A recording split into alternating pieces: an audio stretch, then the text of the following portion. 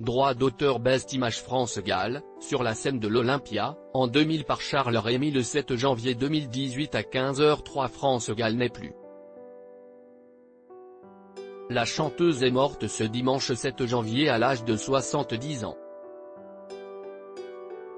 Si l'interprète de Résiste était l'une des artistes préférées des Français, le biographe Alain Ouadrazeka décrivait en 2015 une France Gall loin d'être douce.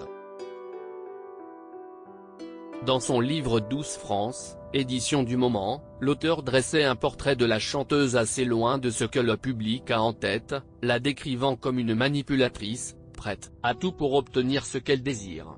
De son père, le compositeur Robert Gall, à Michel Berger, en passant par ses musiciens, elle amenait tout son monde à la baguette. Mais si beaucoup ont souffert à ses côtés, elle leur a également permis d'exister.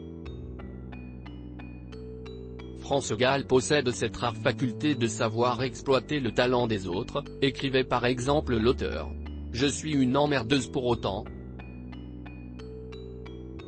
France Gall savait qu'elle pouvait impressionner ses collaborateurs de par son caractère, et elle ne s'en est jamais cachée.